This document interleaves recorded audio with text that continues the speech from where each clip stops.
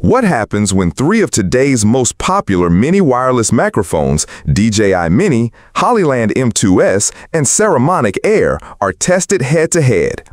Each differs in design, sound quality, noise handling, battery life, and compatibility, with Saramonic praised for features, Hollyland for phone use, and DJI for ecosystem and endurance. So which one truly fits your style and needs? Okay, let's unpack this. In an age where almost every moment can be captured, I mean, from a quick phone memo to elaborate professional content creation, we are constantly recording. You're recording, I'm recording. We're just awash in sound, meticulously captured and shared. But how often do we truly pause, really think about how our voice is being captured? And what the subtle nuances of that choice truly mean, beyond just the technical specs? Because the market today is absolutely saturated with these incredibly tiny devices. Mini wireless microphones. They promise convenience, they promise discretion, and maybe above all, they promise crystal clear audio. Almost as if they can disappear and just do their job without influencing the outcome. But is that really the full story? Or is there maybe a deeper conversation happening here?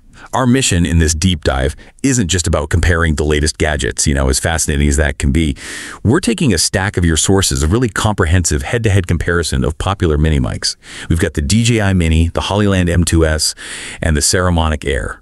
And alongside that, a truly profound piece on the ethics of recording. So our goal is to extract the most important nuggets of knowledge, the key insights, helping you understand not just which mic truly fits your style, your needs, but maybe even more importantly, what subtle ethical trade-offs you might be making with each choice, even without realizing it. Yeah, and what's truly fascinating here, I think, is how this discussion naturally moves beyond just simple feature comparisons. It gets into something far more fundamental, the very ethics of capturing sound. These devices, they aren't neutral tools that merely transmit our voice. They are, in essence, instruments of selection. They kind of translate ethical considerations like what we implicitly value in a voice or what context we deem essential directly into ergonomics, into the physical design and the functionality that we interact with every single day. So every design choice, from like a simple clip to a complex magnetic case, it carries this philosophical weight. It shapes not just the sound, but our actual interaction with the world when we're recording. That's such a critical point, and it's really where this deep dive, I hope, truly distinguishes itself. We're going to try and bridge that gap between the nuts and bolts, the tech specs, and those really profound applications. So let's start with those practicalities, the tangible differences. Before we dive into the deeper meanings, we're going head-to-head with these mini mics. And the first thing you notice, I mean, if you're even considering mini mics, is their smallness, right? Compactness is paramount. But how does this relentless pursuit of miniaturization, this focus on physical design, truly impact your user experience? And the very act of recording itself, it's not just about fitting in your pocket, is it? Absolutely not. No. The drive for miniaturization is powerful. It's almost seductive in a way, but it's rarely just about physical size. It's about how that size enables, or kind of paradoxically, constrains our interaction. It dictates how conspicuous the device is, and in turn, how comfortable the person wearing it feels, which, can directly affect their naturalness of speech. It subtly shapes the perception of the recording device itself, making it feel less like an intrusive piece of tech and maybe more like an extension of oneself, or at least that's what the designers hope for. Right. So let's peel back the layers on the specifics of these three contenders. We'll begin with their physical design, how they're built, and crucially, how they attach. The Hollyland M2F, for instance, it boasts the lightest transmitter. So that means when you clip it on, it offers perhaps the best concealment. Only a small part is visible, making it incredibly discreet. Its charging case is also the smallest, which is fantastic for portability, great for just throwing in a bag, but the sources describe its material quality as maybe the flimsiest among the three. So a bit of a trade-off there. Now here's a crucial detail for anyone who records regularly. Attachment. It relies solely on a traditional clip mechanism. This might seem minor, right? A clip's a clip. But if you're dealing with soft or thin fabrics like silk or satin, or maybe even delicate cotton, that clip can become problematic. You can end up with an unstable mic position, or worse, it can flip upside down right when you need it most, which could completely ruin a take. And that detail about the clip mechanism is a perfect, subtle example of how ergonomics dictate user behavior. It really does. If your material choice for clothing clashes with the mic's attachment, it immediately introduces this point of friction. It's an invisible constraint on speech, as one of the sources puts it, because it forces a choice, doesn't it? Do you prioritize your wardrobe, or do you prioritize reliable, consistently positioned audio? It's not just a technical failing. It's a design choice that imposes a kind of rule on your entire setup, on how you prepare. Exactly. It's those little things that, over the course of a long day of shooting, can become really frustrating. Then we have the DJI Mini. This one features a good, durable material for its overall build. It feels solid, gives you confidence that it's built to last. Its charging case is kind of mid-range in size and quality compared to the others, but it has a crucial, often overlooked feature: a physical latch mechanism.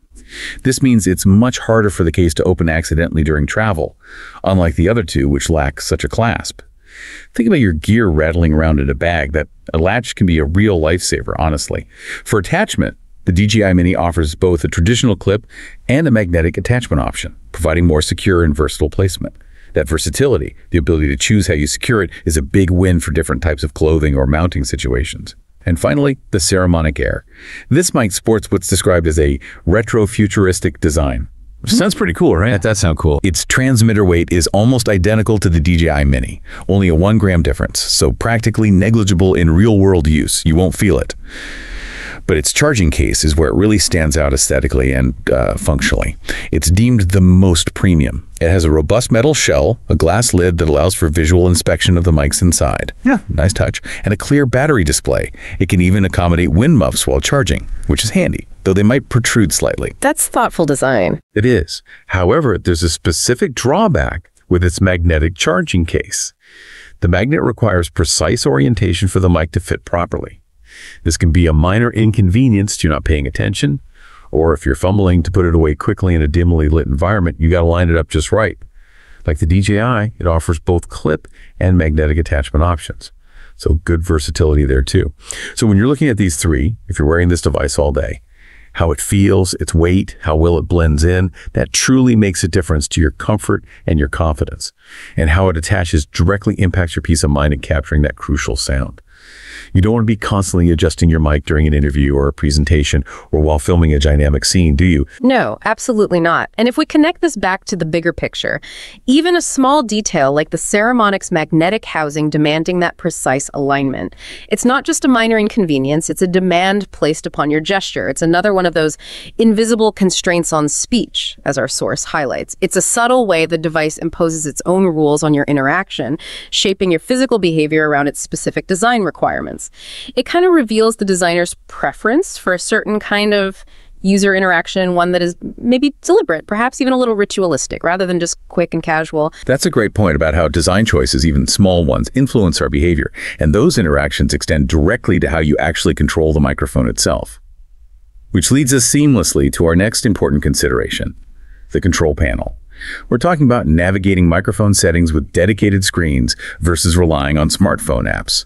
The core idea here is how you interact with your mic settings, whether it's via a dedicated physical screen on the device itself or through a companion smartphone app. This fundamentally defines your level of immediate control and your overall workflow efficiency. How quickly can you make changes? Exactly. And this is where we see a really clear philosophical divergence in design between these mics. One approach prioritizes direct, tangible control, putting all the information and the levers right there at your fingertips.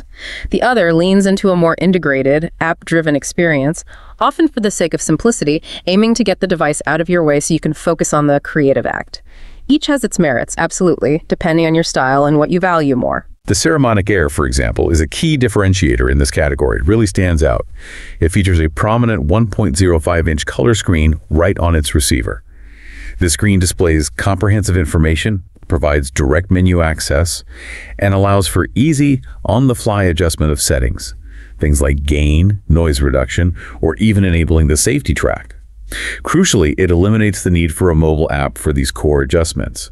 This is a huge benefit, I think, as it prevents the confusion that can arise from just relying on cryptic, blinking LED signals, something apparently experienced with earlier Hollyland models. With Saramonic, you know exactly what's happening with your audio in real time, right there on the device. In stark contrast, both the DJI Mini and the Hollyland M2s lack a screen on their receivers. They both rely on mobile apps for accessing and customizing those more advanced settings, such as different noise reduction levels or that useful safety track feature. So if you need to tweak something beyond the most basic functions, you're pulling out your phone, unlocking it, launching the app, waiting for it to connect. You know the drill. Yeah, that process can take time. It can. So imagine this scenario. You're in the field, maybe at a busy market or interviewing someone outdoors, and the ambient sound unexpectedly shifts. dramatically. You suddenly need to quickly adjust a setting, say the noise reduction level or the input gain. Do you want to pull out your phone, unlock it, navigate to an app, wait for it to connect, find the setting, and then make the change? Or would you prefer to just glance down at your receiver, see the setting clearly displayed, and make an instant adjustment with a physical button or dial? That moment-to-moment control can be incredibly valuable, particularly in fast-paced or unpredictable recording environments. It really dictates your responsiveness. And this raises an important question for you, the creator listening to this.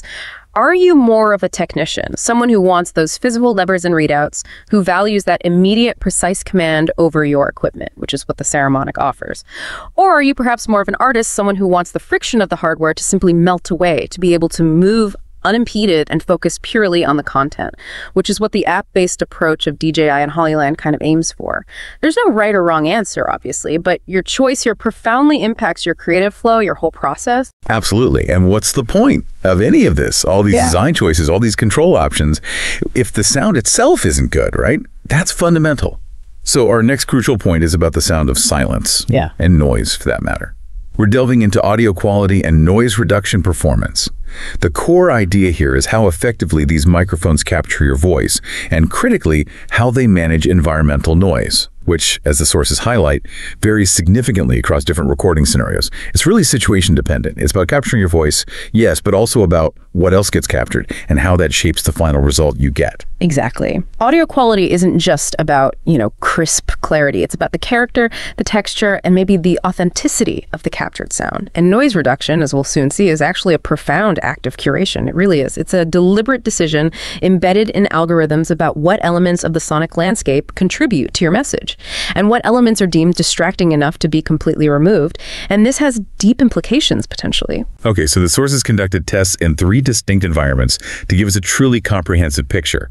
First, an open outdoor space with low ambient noise. Pretty straightforward. Second, a notoriously busy street, specifically M2s in Hanoi, known for its heavy traffic. A real torture test for any mic, I'd imagine. Oh yeah, that sounds intense. And finally, a controlled studio environment. So 3 very different scenarios. Let's break down their performance in each one. In the open outdoor space, relatively low ambient noise, the DJI Mini actually performed the worst among the 3, according to the source. It was described as having a flat sound, noticeably low volume, and not capturing much surrounding ambient sound. This might be fine if you want pure isolation, but maybe it sounds a bit lifeless, a bit sterile. The Hollyland M2s, on the other hand, produced a noticeably louder voice and was specifically noted for capturing the most ambient sound from the environment. So if you want to capture the natural, expansive feel of the space, the Hollyland leans into that. It brings the environment in. The Saramonic Air offered a warm tone, with the voice emphasized, almost giving the impression of a desktop microphone, even outdoors. Its minor drawback was its limited capture of surrounding ambient sound, leaning more towards isolating the voice. Similar to DJI, but with a warmer tone. This immediately highlights the inherent trade-offs built into their sonic profiles, doesn't it? The Hollyland embraces the environment, offering a more immersive, albeit potentially busier soundscape. You get the feel of the place. The Saramonic, conversely, sculpts the voice to be prominent, almost creating a studio-like isolation even when outdoors. This isn't accidental. It's a deliberate engineering choice about what sound designers prioritize. Isolation versus ambience. Right. Moving to the busy street. In M2s in Hanoi, that real challenge for any microphone due to the sheer volume of heavy traffic and urban din. The DJI Mini continued to exhibit the worst sound quality in this incredibly challenging environment. It really struggled to make the voice stand out, apparently. The Hollyland M2s still captured everything around, which meant a wide range of ambient street noise came through. This could potentially make the voice harder to discern without significant post-processing work later. The Saramonic Air, however, really demonstrated a clear focus on the subject's voice in this scenario. It enhanced its prominence amidst the chaos. It truly cut through the noise, prioritizing vocal intelligibility above all else. And what's fascinating here is how the microphone's design manifests its implicit priorities in these extreme conditions. The Hollyland's approach to capturing everything around might be seen as a form of sonic realism, right? Preserving the full context, even if it's messy, even if it's loud. The Saramonic's focus on the subject's voice, while immensely practical for intelligibility in such a chaotic environment, also performs an act of sonic editing in real time. It's making a judgment call for you about what's important and what isn't before the sound even reaches your recording device. It's deciding the grammar of the sound. Then came the critical test: noise cancellation. This was tested at its lowest or default setting for all three, so the baseline performance. The DJI Mini, when noise cancellation was engaged, produced a sound that became a bit nasally stuffy, losing some of the natural quality of the speaker's voice. It's worth noting, again, the DJI Mini does have higher noise cancellation levels, but they weren't part of this specific comparison. The Hollyland M2s was rated as the best for noise cancellation in this test, effectively reducing ambient noise without strangling the voice, as the source put it. It allowed some background sound to remain, which many find desirable for naturalness, but the voice became significantly more prominent and clear. A good balance, it seems. The Saramonic Air's noise cancellation, even at its lowest setting, was perceived as a bit too strong. While better than DJI in terms of not sounding as processed, the voice still had a slightly stuffy quality, a common side effect perhaps of aggressive noise reduction algorithms. Yeah, and here's where it gets really interesting, conceptually speaking. Noise reduction isn't just about cutting out unwanted sound. It's a fundamental choice about what counts as audible and what is expendable. The algorithms are making judgments about what elements of the sonic world are noise and what is signal, what matters, what doesn't. And if we connect this to the bigger picture, a voice that is too sanitized, too devoid of its environmental context, well, it can become a universal voice, and universality is a sterilization. It can strip away the unique texture and authenticity that ambient sounds provide, making the recording technically clean, but perhaps emotionally barren or less truthful to the moment. It's a profound statement. Universality is a sterilization. Could you unpack that for us a bit more? What does it truly mean for our voice to become universal in that sense, and why is that something we should maybe be cautious about when choosing our gear? Absolutely. Think about it this way. If every microphone, through its noise reduction, strips away the unique sounds of your specific environment, the hum of your city, the specific acoustics of the room you're in, maybe even your natural vocal quirks or the subtle echo of a large hall, it's creating a kind of generic, almost perfect voice. But that perfection comes at a cost, doesn't it? It flattens your individuality. It detaches your words from the very context that gives them meaning and authenticity. It's like looking at a perfectly photoshopped image of a landscape. It's beautiful, maybe technically flawless, but is it real? Does it feel true? That's the sterilization we're talking about, removing the raw, messy truth of the moment in favor of an idealized, often homogeneous presentation. It loses its fingerprint. Wow. So when you choose between, say, the Hollyland M2s, which captures more of the environment and lets some ambient sound breathe, versus the Saramonic Air, which aggressively emphasizes the voice, but sacrifices some of that natural ambience. You're not just picking a sound profile. You're making a choice about what you want your recording to convey. Are you trying to capture a pristine, isolated voice, maybe for maximum clarity? Or are you trying to capture a voice firmly rooted and contextualized in its real-world environment, warts and all? It really makes you think differently about your options, doesn't it? Okay, finally, in the controlled studio conditions, where things should be pristine, the Saramonic Air ranked #1 here. It provided a warm, clear voice with minimal room echo, indicating excellent acoustic isolation. Advanced analysis using Audition software, the kind of detailed work audio pros do, revealed the lowest background hiss or noise floor when no one was speaking, indicating a very clean signal, which is ideal for post-production work. Less cleanup needed. The Hollyland M2s also offered good voice quality, but retained a small amount of room echo. It also exhibited a very low background hiss, similar to Saramonic, so also very good. The DJI Mini showed no echo, which is good, but its overall sound quality was deemed inferior to the other two in this controlled setting. And it had a notably higher background hiss, that noise floor, that faint hum or static sound you sometimes hear in silence. Yeah, it's a testament to the Saramonic's engineering, really, that it excels in a controlled environment like that. It reveals its inherent clarity. That low noise floor is crucial for professional applications where post-production demands a pristine source. It allows editors to push and pull the audio, maybe add compression or EQ, without amplifying unwanted artifacts, unwanted hiss. It highlights a mic engineered for a clean slate, definitely. There is one specific note about the Saramonic Air, though. The source points out that its output volume can be lower when connected directly to cameras or laptops compared to phones. What this means for you practically is that you might need to give it a significant boost in post-production, say 5 or 6 decibels, which is quite a jump in audio terms. And as any audio editor knows, pushing the gain like that always carries the risk of bringing up unwanted background noise with it, which could potentially undo some of the benefits of that inherently low noise floor. So it's a consideration, especially for those who prioritize a clean signal without lots of extra post-processing work. And this detail circles back nicely to our earlier point about the technician versus the artist, doesn't it?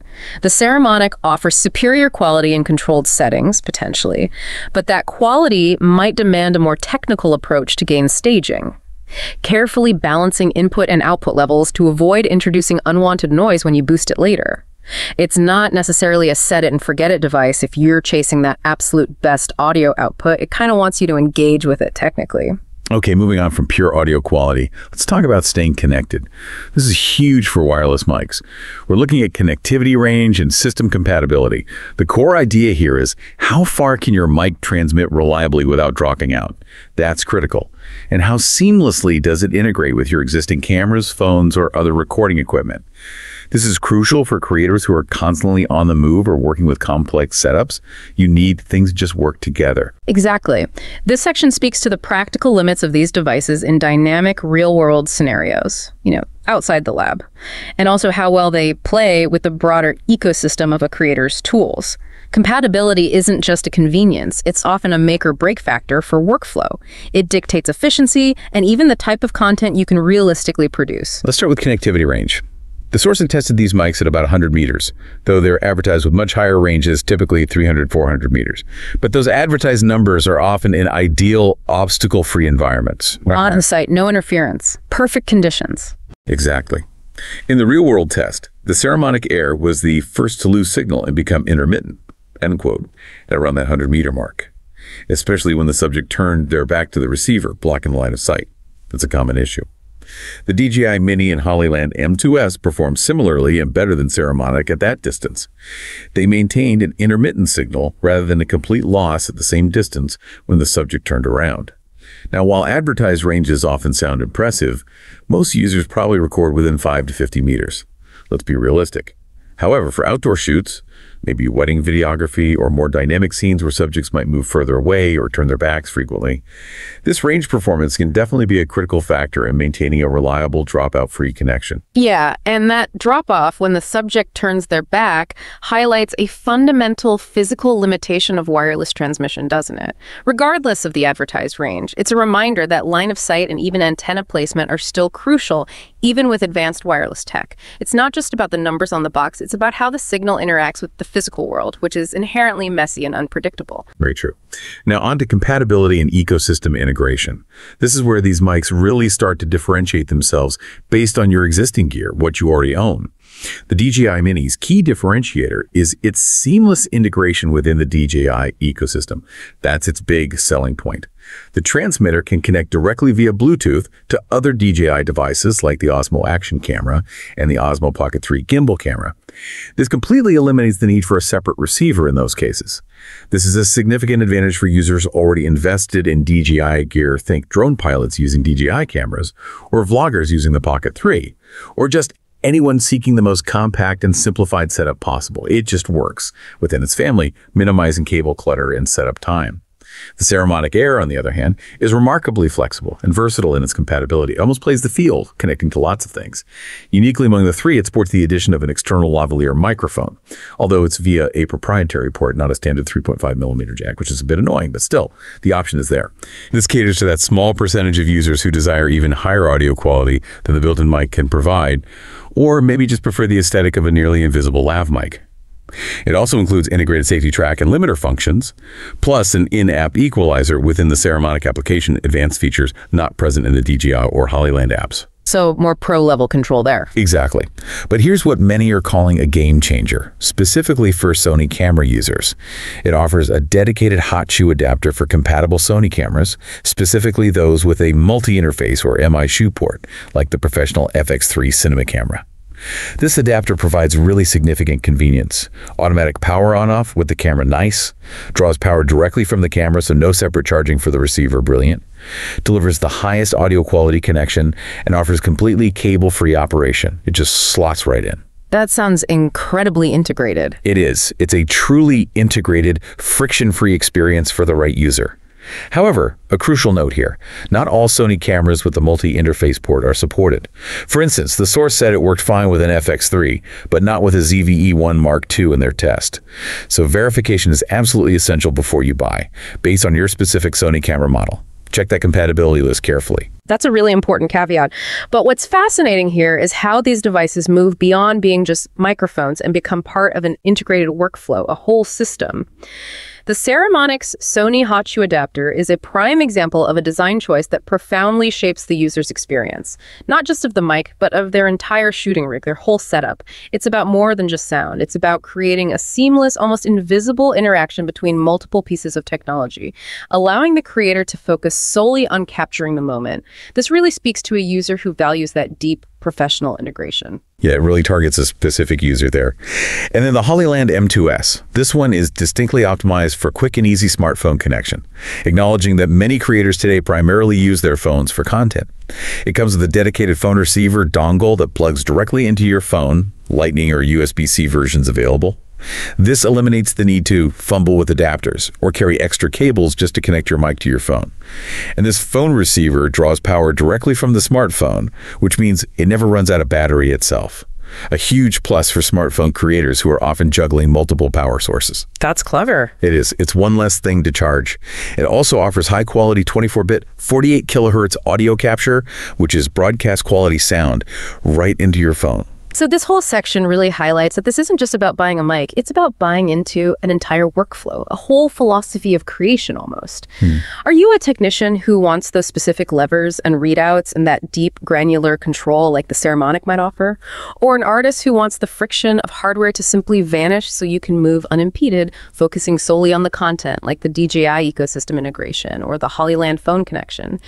Your existing gear, whether it's a DJI drone, a Sony camera, or primarily a smartphone, can heavily influence your ideal choice here, because each mic is really designed to excel within a particular ecosystem, shaping your creative process around its specific strengths. Absolutely. Next up, let's talk about powering your voice. Battery life and charging capabilities. Kind of the unsung hero of wireless tech. The core idea here is that the endurance of your microphone and its charging case directly impacts your recording flexibility, especially for long shoots, multi-day projects, or when you're creating content on the go and away from power outlets. Nobody wants their mic to die mid-sentence, especially during a crucial interview or a once-in-a-lifetime shot. It's the worst feeling. Oh, definitely. Battery life often seems like such a mundane detail, doesn't it? Something we take for granted until it fails us at the worst possible moment. But it speaks directly to autonomy and reliability. It's about how long you can remain untethered, focused on capturing the moment without interruption, and how much peace of mind you have knowing your gear won't quit on you. It's the silent workhorse that enables creativity, really. The DJI Mini really shines here, truly offering the best-in-class battery life according to the sources. Its transmitter can operate for up to an impressive 11.5 hours of continuous use, and the receiver matches that with up to 11.5 hours. That's a full day of shooting, easily. But the real game changer is its charging case. It can fully recharge the entire system, both the transmitter and receiver, up to 4 times. This extends the total usage time to approximately 48 hours, which is equivalent to 2 full days of continuous recording. Wow, 48 hours is huge. It's massive. It's absolutely ideal for extensive shoots, multi-day projects, or just for the sheer peace of mind knowing you won't run out of power. And if you're in a real crunch, it boasts a rapid charging capability, providing 1 hour of use from just a 5-minute charge, which the source calls extremely necessary in urgent situations. That's the kind of feature that can genuinely save an entire recording session when time is critical. Forgotten to charge. 5 minutes gets you an hour. That quick charge is a lifesaver feature. It really is. The Saramonic Air provides good, though not class-leading, battery performance. Its transmitter offers up to 10 hours of operation. Pretty respectable.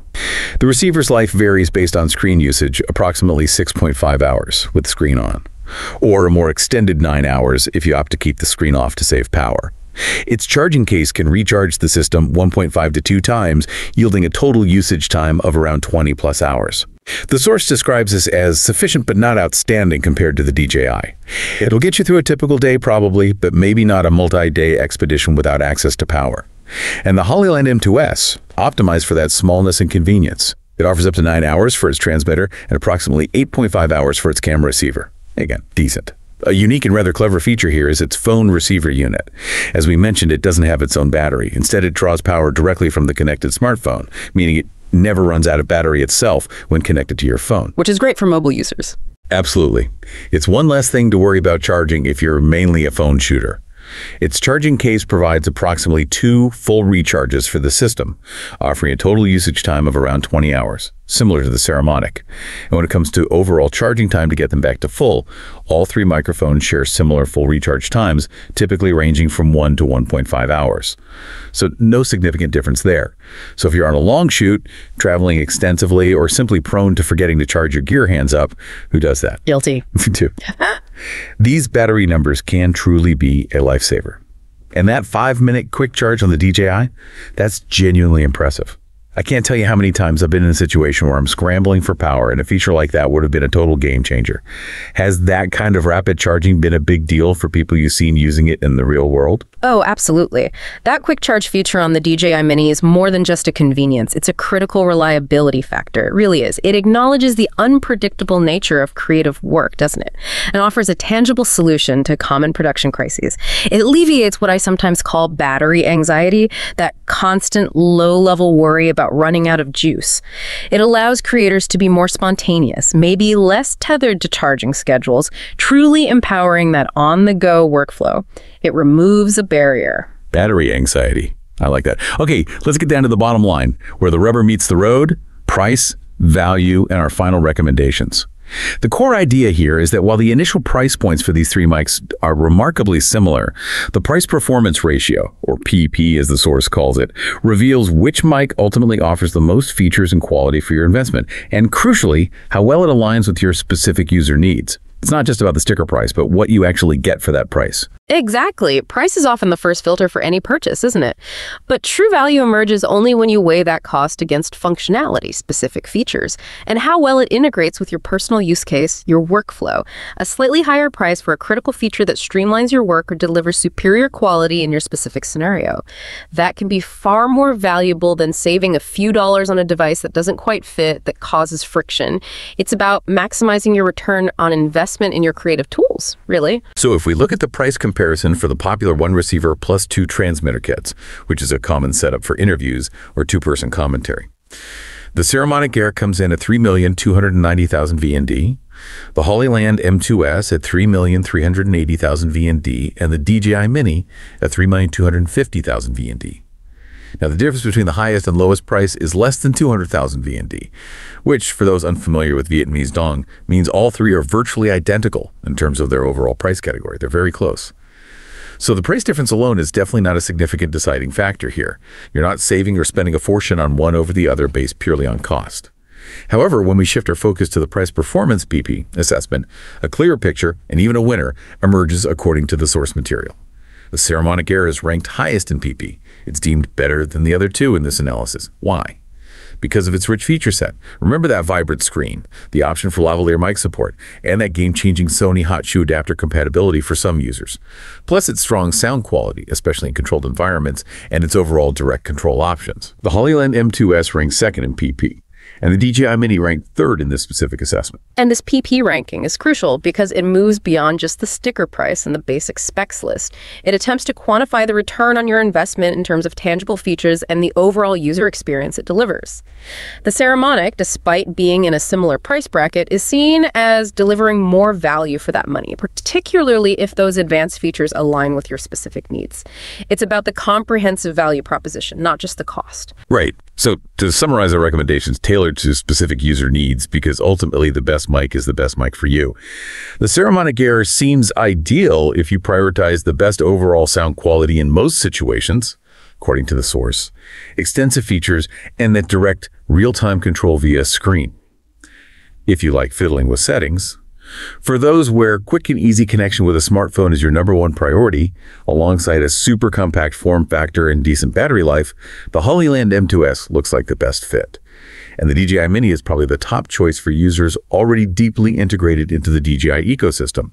For example, if you have a Pocket 3 or other DJI devices. Or for those who demand the absolute longest possible battery life with extensive recharges from the charging case, plus those crucial fast charging capabilities that can save a shoot. Ultimately, there really is no single perfect choice among these 3. It's quite clear. The ideal product is the one that best aligns with your specific needs, your unique workflow, and your existing equipment. This decision point often forces us to articulate our priorities, doesn't it? Do we value simplicity above all, granular control, battery longevity, or that seamless integration. So what does this all mean for you as you consider the intersection of technology and the voice you wish to capture? It's a deeper question than it first appears, much deeper. That's a perfect springboard. Because now we move into part 2 of our deep dive. Beyond the specs, the ethics of the portable voice. We spent a lot of time in the weeds, haven't we? Comparing clips and noise reduction, battery life, and connectivity. Important stuff. But all of this technical wizardry, all these features, leads us to a much bigger question. What does it mean to capture a voice in the first place? And that brings us to the profound ethical considerations behind these tiny, almost invisible devices we clip onto ourselves. Let's start with what the sources call the invisibility paradox. When mic design subtly shapes our speech. The core idea here is that these mini mics promise discretion, right? Leading us to believe they facilitate unself-conscious and authentic speech. Just press record and forget it's there. However, their very design, from their physical form to their default settings, subtly but powerfully influences how we speak and how our voice is ultimately perceived. Yeah, the allure of the invisible mic is incredibly strong. We crave that feeling of natural, unmediated interaction. We want it to feel as if the technology isn't even there, intruding on the moment. But the very act of trying to disappear imbues the device with a kind of hidden power, shaping not just the sound it records, but the act of communication itself. It's a paradox. The more it tries to vanish, the more profound its influence can potentially become. The seduction of discretion is undeniable. The smallest microphones promise invisibility, giving you that feeling of, as the source puts it, a small bell ringing inside your chest. A subtle presence. We prize this discretion precisely because we desire an unself-conscious voice speech that isn't performed for a camera, laughter that belongs genuinely to the moment, not to its documentation. Yeah. But here's the paradox. What does unself-conscious even mean when your very presence, your voice, is being negotiated with and mediated by a piece of hardware, however tiny it might be? It's a good question. The sources tell us that the stealth of a device changes how you speak. While smallness might make speech feel more authentic by reducing your conscious interaction with the gear, it also narrows the context. It invites dependency on embedded processing and default algorithms, which are often inexplicable black boxes to the average user. Think about it. A mic hidden under fabric, maybe like the Hollyland M2s, which is designed for concealment, might beautifully capture the tremor of a vowel but miss the breadth of the room. Miss the actual space, the echo, the ambient hum that gives it life and context. This shrinks not only the body, but the context. And context, as we know, is absolutely crucial for genuine meaning. It tells half the story. Think about how a whispered confession might sound inside a vacuum of perfectly isolated, ambient-free sound, versus with the subtle hum of a radiator, the distant traffic, maybe the playful bark of a dog outside, all alive around it. The emotional weight changes dramatically, doesn't it? The context profoundly alters the meaning, even of the exact same words. It really does. And this is where the source refers to the cruelty of invisibility, which is such a powerful metaphor. The metaphor is misleading because a device, in trying to disappear, elides its own agency. It hides the fact that it's actively shaping the recording. Material choices and design quirks, like the Saramonic Air's magnetic charging case demanding correct orientation, or maybe a plastic shell that creaks under delicate fabric, these become invisible constraints on speech. They are not just inconveniences, but demands placed upon gesture, rules for how a user must interact to even make their voice portable in the first place. As the source powerfully states, and it's worth repeating, smallness is not innocence, it carries preferences. Every design choice, however tiny, is a statement about what's prioritized by the designer. That line, smallness is not innocence, it carries preferences, really stuck with me too. Could you break that down further? What kind of preferences are we talking about, and how do they impact us as users and maybe the authenticity of our voice? Well, it's really quite wild when you think about it, how something as seemingly simple of a charging case magnet, like the Saramonic's precise one, or how a mic clips onto your shirt, like the Hollyland's single clip. It isn't just a design choice, it's actually baking ethical considerations right into the hardware. Every little detail forces you to move or interact in a certain way, and that, in turn, shapes the voice it captures and even the perceived truth of that moment you're trying to save. For example, a mic that only clips might implicitly prefer a stiffer fabric, unconsciously steering your wardrobe choices if you want reliable audio. Or the Saramonic's precise magnet. It prefers order, it demands your attention to align the mic just so before it charges. charges. These aren't just neutral technical specs. They're like tiny ethical statements embedded in the very design, influencing how you physically engage with your recording process and, by extension, how you present your own voice. That really makes you think about the intentionality behind every single design choice, doesn't it? Even down to the material of a clip or the strength of a magnet. Okay, moving on. Let's talk about noise. This is a huge topic with these mics. Our next point is noise as grammar. What we keep, what we cut, and why. The core idea here is that noise is not merely an unwanted nuisance to be eliminated at all costs. It's often a vital, even expressive component of a recording's context and meaning. The processes we call noise reduction, gain, and equalization are not neutral filters, but rather, as the source puts it, a kind of syntax by which electronics judge what in a signal is essential and what is expendable. It's almost like a linguistic filter applied to sound, deciding what words or sounds get to stay. Exactly. This reframes our entire understanding of background sound, doesn't it? Yeah. It's not just a distraction to be eliminated, it's potentially a descriptive layer, a part of the sonic grammar that gives a recording its authenticity and depth. To remove it indiscriminately is potentially to alter the very meaning of the sound, the story it tells. When a microphone's algorithm tightens around a voice to banish the city's clamor, think back to our busy street test, where mics like the Saramonic aggressively emphasize the voice. It does more than just suppress unwanted information. It reshapes the timbre of the speaker, tightening vowels, flattening breaths, sometimes strangling the breath itself until the voice travels with uncanny stiffness. We heard hints of this with the DJI Mini's reported nasally stuffy sound and the Saramonic Air's potentially too strong noise cancellation. The mic isn't just removing unwanted sound, it's fundamentally altering the very character and naturalness of the voice itself in the process. And why does this matter so deeply? Because context matters immensely. Authenticity matters. The curl of a street vendor's whistle, the hiss of cicadas on a summer evening, the rhythmic pulse of distant traffic. These ambient cues are not just background noise. They anchor words in time and place. They reveal not only what was said, but how it sat in the world. They give it geographic, temporal, and even emotional texture. When noise suppression becomes a blunt instrument, just cutting everything below a certain threshold, replacing genuine discernment, we lose the texture that grants testimony its credibility. A voice that is too sanitized, too divorced from its surroundings, risks becoming that universal voice, and universality is a sterilization. It risks losing its unique identity and connection to reality, becoming generic, placeless, maybe even less believable. That's a powerful indictment of overly aggressive noise reduction. But, are there cases where noise suppression is a form of compassion or even a necessity? Yes, absolutely. In a chaotic scene, say a crowded protest or an emergency situation, a listener needs to clearly locate the subject, to hear the human voice amid the overwhelming noise. A garbled scream is useless. You need to understand what's being conveyed to act or empathize. So the moral question here, as the source points out, is not whether to filter, but how and under whose criteria. Who designs the filter? Which sounds are judged extraneous? Which are carefully kept? Each answer discloses a worldview, a set of values. Think about the subtle differences we saw in noise reduction effectiveness and naturalness between the Hollyland M2s, which allows some background to breathe, and the other two, which can be more aggressive. Those reflect different criteria. This is a critical distinction, absolutely.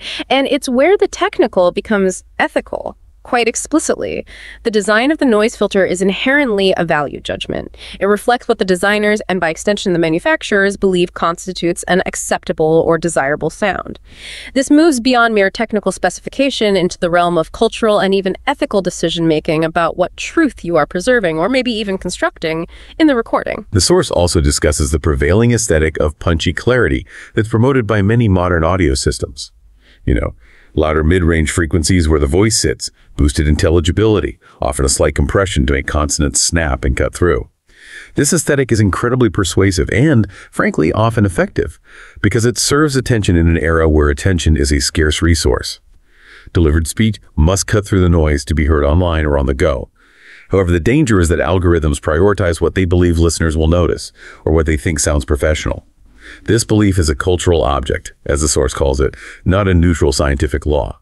It reflects linguistic biases, accent preferences, timbre assumptions, and even socioeconomic assumptions about what normal or desirable speech sounds like. It's essentially encoding a bias into the tech. Yeah, and if we connect this to the bigger picture again, when you choose a mic that either embraces ambient sound or aggressively removes it, you are making a choice about the grammar of your recording, the sonic rules it follows. What does that choice convey about the truth and context of the moment you are capturing? Are you presenting a distilled, hyper-intelligible version of reality, perhaps easier to consume but maybe less authentic, less rich? Or are you presenting a richer, more complex, but potentially messier sonic tapestry that truly represents the moment in all its complexity? It forces you to define your own audio philosophy, really. What do you value in recorded sound? So, these choices aren't just about sounding good technically. They're about how we portray reality and maybe whose reality gets prioritized by the technology. That brings us to our next crucial point: the lure of convenience versus the power of control.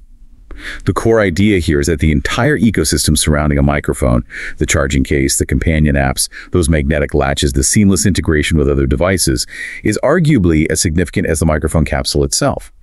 These elements instantiate different philosophies of control, weighing the undeniable appeal of convenience against the user's ultimate agency and deliberate choice. How much control do you have? Exactly. A microphone isn't just an isolated piece of hardware anymore, is it? It's an entry point into a broader system, often a proprietary one.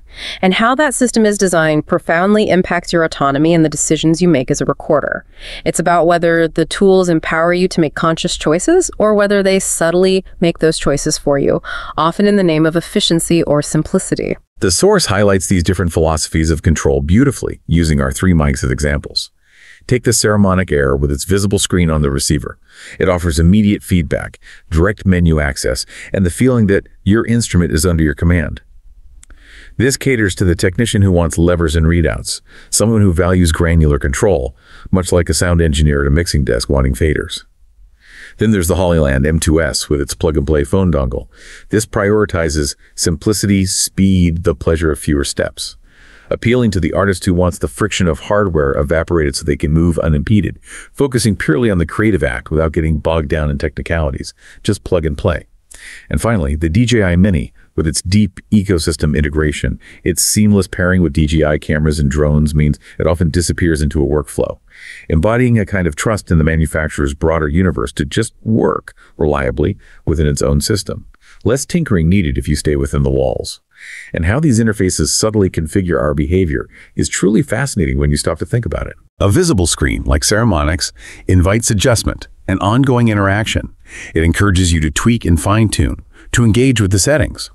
A hidden interface, relying on cryptic LED signals or a phone app, like DJI and Hollyland, invites trust often in the manufacturer. You're trusting their default settings or their app's interface to guide you correctly. That's a great distinction. Interface design shapes interaction. It really does.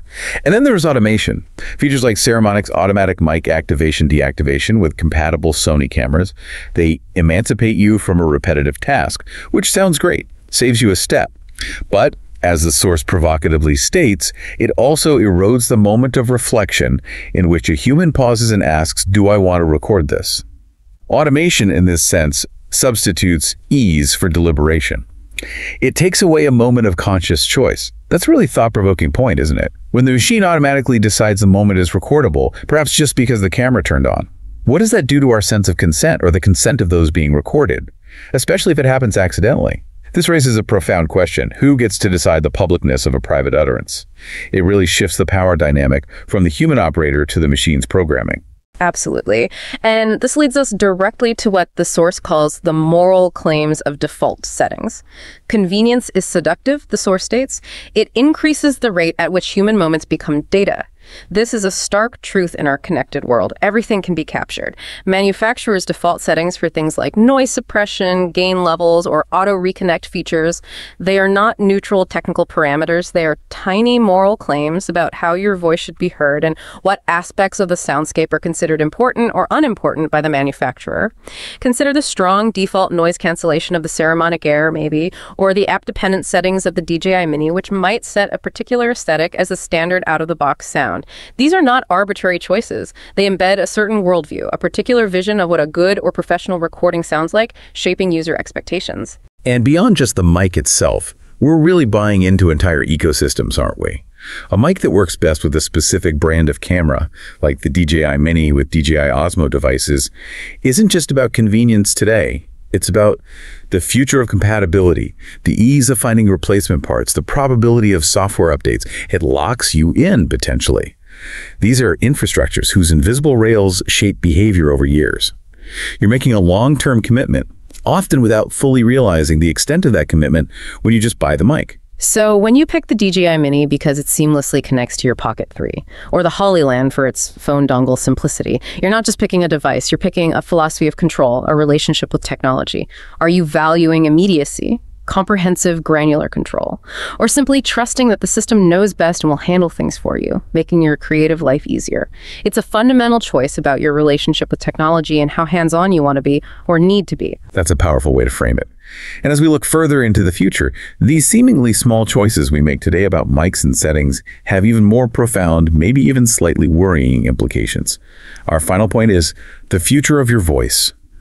Preservation, representation, and algorithmic alteration.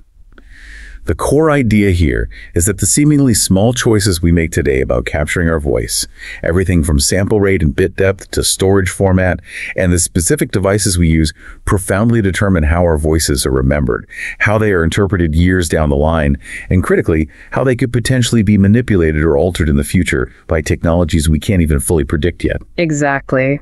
This takes us from the immediate act of recording in the moment to the long shadow it casts forward in time. We are not just capturing sound, we are creating digital artifacts, digital representations of ourselves that will likely outlive us. And these artifacts will speak for us in ways we might not fully foresee or intend. It's about establishing a legacy, whether we consciously think about it that way or not. Imagine, as the source suggests, with a patient dread, the digital folder where your voice files will sit years from now, labeled by date, perhaps compressed to save space, accounted for in metadata, stored somewhere on a hard drive or in the cloud. In the small decisions of capture the sample rate, like 34.1 kilohertz versus 48 kilohertz, the bit depth, 16-bit versus 24-bit, the compression codec, MP3 versus WAV, lie the habits of memory, what gets remembered and how accurately. Capturing at high fidelity, like Hollyland's 24-bit, 48 kilohertz audio capability, promises more headroom for future processing, more detail preserved. Aggressive compression while saving space flattens nuance, potentially stretching away subtle emotional inflections or dynamic range. We have to ask ourselves, what do we owe posterity? What do we owe our future selves when we record in terms of quality and fidelity? How much truth do we need to capture? And recording is fundamentally an act of trust, isn't it? We trust that the file will be safe, that the digital bytes will outlast the physical hardware they're stored on, that future devices and software will be able to decode our current encodings without loss or error. But history warns us that formats rot. Think about floppy disks, magnetic tapes, mini disks, proprietary connectors, headless servers. These are the bones that tend to decompose in the digital graveyard. Choosing a capture standard or committing to a particular proprietary ecosystem is therefore an act of faith about the longevity of ecosystems. Are we truly preserving content for the long haul, or are we simply producing ephemeral objects tuned to current trends that might become unplayable or inaccessible in a decade or two? It's a sobering thought about digital permanence, or the lack thereof. And beyond just preservation, whether the file even survives, there's the critical question of representation. How does it represent us? When we listen years later to a voice captured on a device that, for instance, prioritized mid-range presence over room ambience, like some noise reduction might do, we are listening to a mediated memory, a filtered memory. Our imagination might try to reconstruct the scene, fill in the gaps, but what we think we remember will be shaped by what the microphone permitted through its gate, what the technology allowed us to hear. Our very sense of self, when mediated by these digital artifacts, becomes partially authored by electronics, filtered through the biases and preferences encoded in the device itself. We remember the recording, not necessarily the reality. And then there's the darker, more unsettling horizon we absolutely must not ignore: algorithmic alteration and manipulation. The same companies providing the microphones are increasingly offering cloud services that transcribe, enhance, clean up, and even synthesize voices using AI. A device with noise reduction might subtly upload a sample of your voice to a server where machine learning models tune an equalizer or produce a synthetic clean version without the user's explicit consent, just as part of the service. And what of voice cloning and persuasive deepfakes? Voices that can be assembled from shards of recordings and recombined into convincingly fraudulent statements or uncanny, perhaps unwanted, homages. This raises an urgent question about the very authenticity of a recorded voice and our ability to trust what we hear in the future. How do we know if it's real? That's incredibly unsettling, the idea that my recorded voice, captured for one purpose, could be used for something I never intended, maybe even something harmful. And it goes further, doesn't it? If an algorithm learns to prefer certain timbres or accents as natural or clear, it codifies a standard of authenticity that may marginalize accents and vocal types that don't fit that model. effectively telling some voices they don't sound right, according to the machine.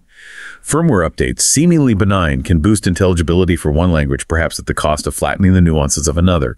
As the source notes, in a chillingly precise observation, each update is small, each update is political.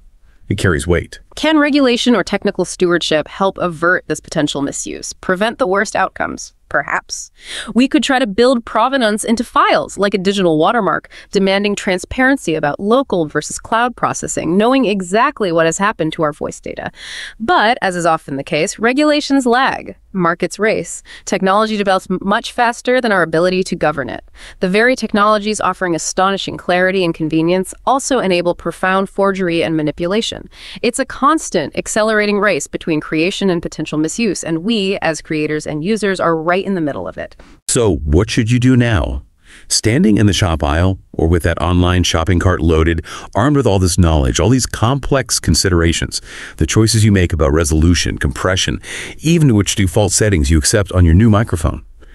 They aren't just about sounding good today. They are tiny acts that compose the anatomy of your future memory, your digital legacy, and they fundamentally influence how your voice will represent you years, even decades from now. It's about being an intentional archivist of your own sound, your own story. We've truly taken a deep dive today, haven't we? From the minute differences in magnetic cases and noise reduction algorithms of the DJI Mini, Hollyland M2s, and Saramonic Air, all the way to the profound, sometimes unsettling implications of recording our voices in this modern age of ubiquitous capture. Indeed. These tiny gadgets are truly marvels of engineering, celebrating smallness and portability. They're amazing, technically. But every simplification they offer encodes a selection. Every algorithmic smoothing edits away ambiguity, maybe even truth. Choice, as we've explored throughout this, is always acceptance. Acceptance of a certain way of hearing, and critically, a certain way of being heard, long after the moment has passed and the recording is all that's left. So as we wrap up, I want to leave you with a provocative thought, something to mull over as you make your own choices. Which voice would you choose to remember you? The bright, uplifted voice, maybe hyper-intelligible across commuter noise, perhaps like a heavily processed Saramonic Air might produce?